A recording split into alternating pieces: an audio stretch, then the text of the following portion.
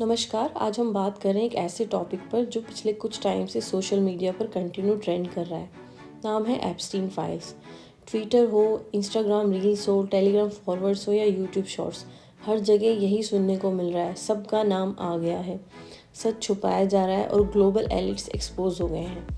लेकिन सवाल ये है कि सच है क्या और एग्जैगरेशन क्या हो रहा है, और हम जैसे नॉर्मल लोगों को इसे कैसे समझना चाहिए।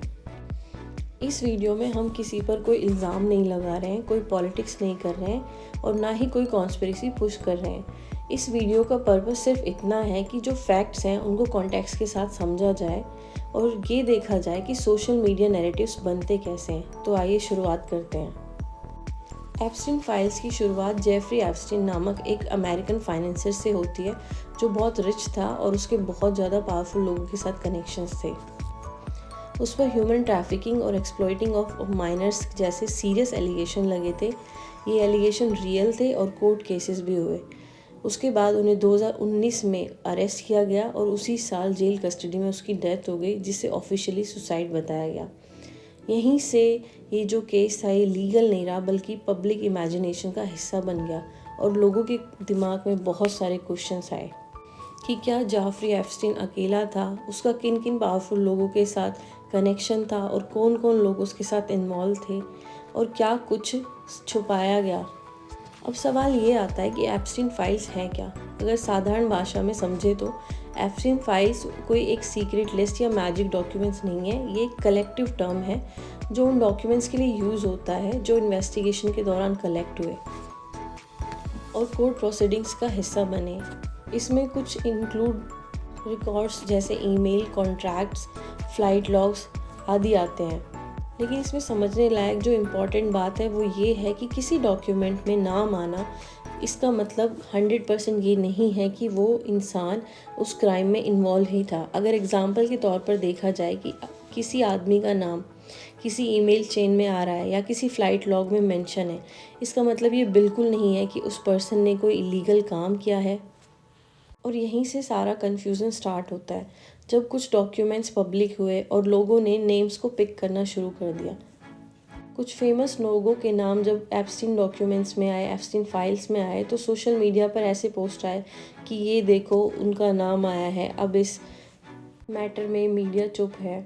लेकिन देखा जाए तो इन डॉक्यूमेंट्स में किसी भी मैटर में फुल कॉन्टेक्स्ट दिया ही नहीं गया और यहीं से ही एक लेयर और ऐड हो जाती है और एप्स्टीन केस में लोगों के डिफरेंट नैरेटिव्स बन गए। जैसे वर्ल्ड सीक्रेटली एलिट्स चला रहे हैं, सब कुछ प्लान्ड है और हर डॉक्यूमेंट एक हिडन मैसेज है। लेकिन देखा जाए तो कॉन्स्पिरेसी थ्योरीज प्रूफ पे नहीं, पैटर्न फाइंडिंग पे चलते हैं। ह्यूमन ब्रेन नेचुरली पैटर्न्स ढूंढता है, स्पेशली जब इंफॉर्मेशन इनकम्प्लीट हो। इसका मतलब ये नहीं कि हर डाउट, हर बात गलत है, लेकिन इसका मतलब ये ज़रूर है कि हर वायरल क्लेम सच नहीं होता। आइए अब बात करते हैं एप्स्टीन फाइल्स से जुड़े हुए सबसे अहम मुद्दे की। इससे इंडिया का क्या कनेक्शन है। सोशल मीडिया पर कुछ क्लेम्स कंटेक्स्ट आए, कुछ सर्कुलेट हुए कि इंडियन लीडर्स का भी इसमें नाम आया है, उनके ईमेल्स का रेफरेंस दिया गया, उनके इंटरनेशनल विजिट्स का कंटेक्स्ट भी आया। अब यहाँ यह समझना बहुत ज़रूरी है कि ऑफिशियली रिलीज डॉक्यूमेंट में किसी इंडियन पॉलिटिकल लीडर पर कोई क्रिमिनल एलिगेशन प्रूव नहीं हुआ है। नाम का मेंशन होना और रॉन्ग डूइंग का प्रूफ होना दोनों अलग चीज़ें होती हैं। इंडियन गवर्नमेंट और ऑफिशियल सोर्सेज ने रिपीटेडली क्लैरिफाई किया है कि ऐसे क्लेम मिसलीडिंग हैं। लेकिन पॉलिटिकल पार्टीज़ ने इस टॉपिक को अपने अपने नैरेटिव्स के लिए यूज़ किया है, जो इंडिया में कोई नई बात नहीं है। लेकिन हम जैसे लोगों के लिए, हम जैसे नॉर्मल पीपल के लिए सबसे इम्पॉर्टेंट जो बात है वो ये है कि एविडेंस और इंटरप्रिटेशन का डिफरेंस समझ में आना चाहिए।